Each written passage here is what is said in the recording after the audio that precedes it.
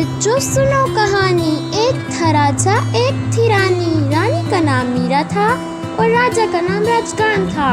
राजा और रानी दोनों बहुत प्यार मोहब्बत और सुकून से रह रहे थे। राजा और रानी एक बहुत बड़े और खूबसूरत महल में रह रहे थे। सारे लोग उन दोनों से बहुत खुश थे। रानी मीरा के पास एक बोलने वाला तोता भी था जिसका नाम मिट्ठू था, जो रानी का बहुत प्यारा लाज दुलारा था।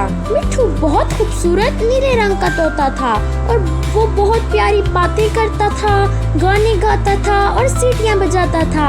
महल में हर किसी के साथ मजाक करता रहता। मिट्ठू की बातें सबको खुश कर देती। अगर कोई उदास होता तो मिट्ठू अपनी बातों से उसे उसकी उदासी दूर कर देता। मिट्ठू रानी के साथ साथ रहता और महल में हर जगह आज़ाद घूमता। एक दिन राजा किसी सफर से वापसी पर रानी के लिए एक बहुत खूबसूरत सफेद रंग की नीली आंखों वाली बिल्ली ले आए। राजा को तोहफा रानी को बहुत पसंद आया। रानी ने बिल्ली का नाम सोमी रखा। रानी सोमी को बहुत प्यार करती और सोमी इतना लाड प्यार पाकर खूब उतराने लगी और मगरूर होने लगी। सोमी दिल में कहती, मैं हूँ ही इतनी खूबसूरत और नरमो नाजुक, ये लाड प्यार तो मेरा हक है। वो महल में अकड़ कर चलती जैसे वो ही यहाँ की मालिक हो। रानी जब मिट्ठू को अपने हाथ पर बिठाती और उससे प्यारी प्यारी बातें करती, लाड भरी बातें करती और मिट्ठू भी खूब चहक चहक कर खूब जवाब देता, सुरीली आवाज़ में गाने गाता और रानी खूब हंसती तो पास बैठी सोमिया को अच्छा ना लगता। वो दिल ही दिल में जल कर गुड़ कर कहती कि रानी मिट्ठू को क्यों इतनी अहमियत देती है। सोमी फौरन रानी का ध्यान बांटने के लिए उसकी गोद में आकर बैठ जाती और रानी की तवज्जो अपनी तरफ कर लेती। रानी प्यार से सोमी के बालों पर हाथ फेरने लगती तो सोमी को सुकून मिलता और वो सो जाती।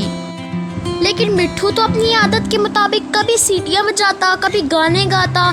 सोमी की आंख खुल जाती और वो गुस्से से मिट्ठू को देखती, लेकिन रानी का लिहाज करते हुए चुप रहती। लेकिन एक दिन का जिक्र है कि रानी मिट्ठू और सोमी को कमरे में छोड़कर खुद बाहर चली गई। मिट्ठू उस वक्त अपने खूबसूरत चमकदार पिंजरे में था।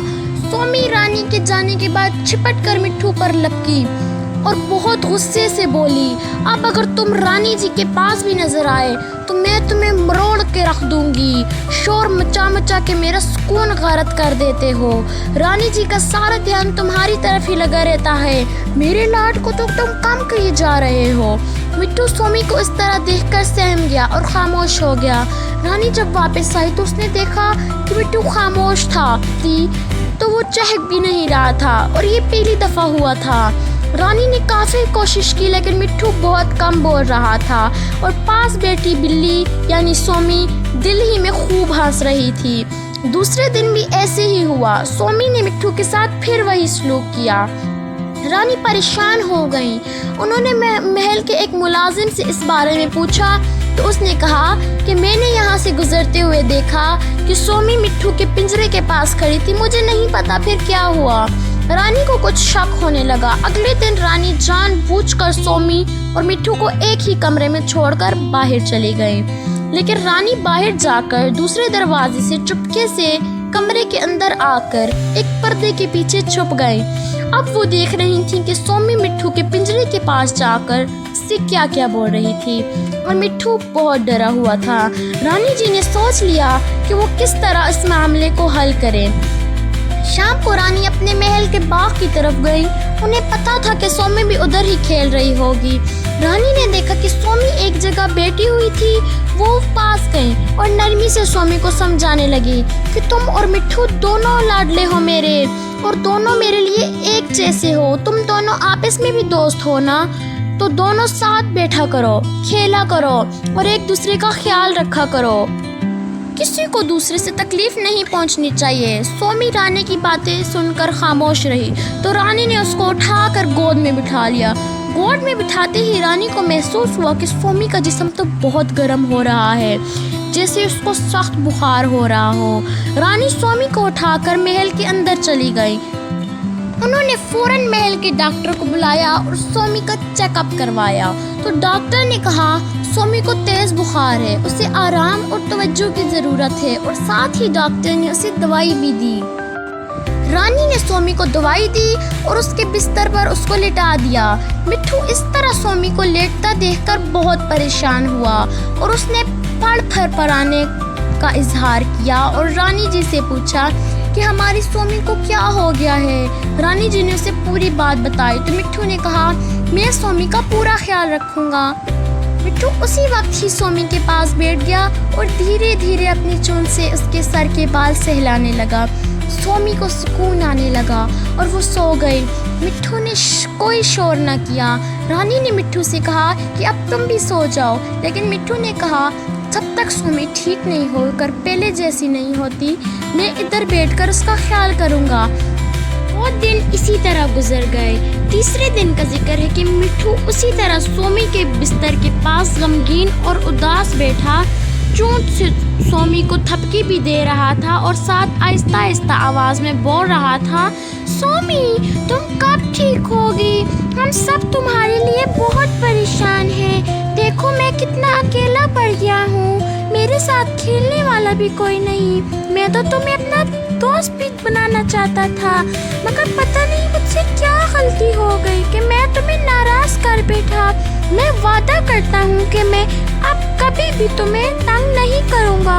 اگر تمہیں میرا بولنا پسند نہیں تو میں کبھی بھی نہیں بولوں گا، مگر تم واپس آ جاؤ۔ تمہارے بغیر یہاں محل میں کوئی رونق نہیں رہی۔ واپس آ جاؤ سومی، ٹھیک ہو جاؤ سومی۔ سومی بے ہوشی میں تھی اور جیسے بادلوں میں اڑ رہی ہو۔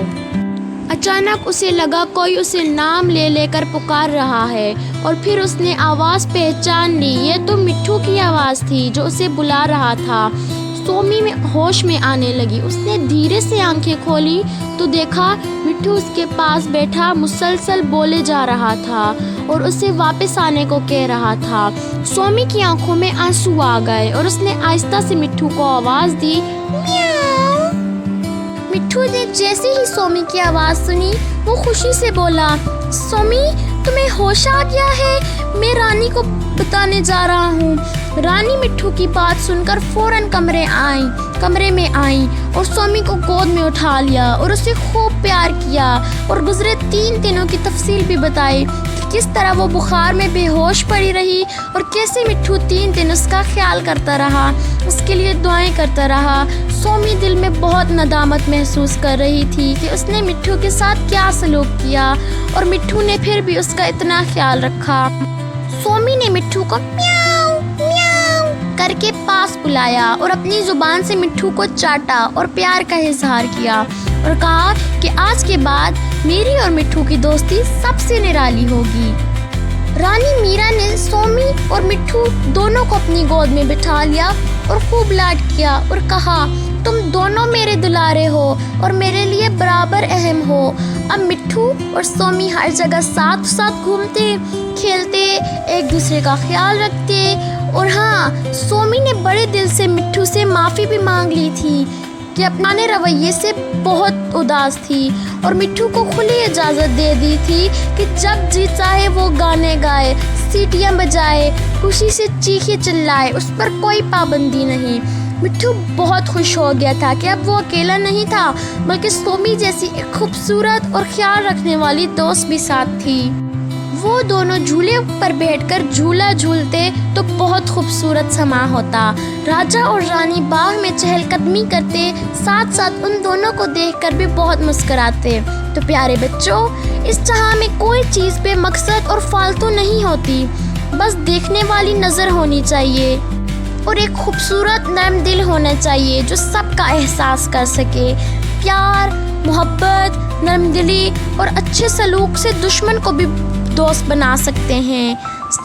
اور ایسی نئی اور انٹرسٹنگ موٹیویشنل سٹوریز کے لیے میرے چینل کو سبسکرائب کریں اور ویڈیو کو لائک بھی کریں۔ Thank you.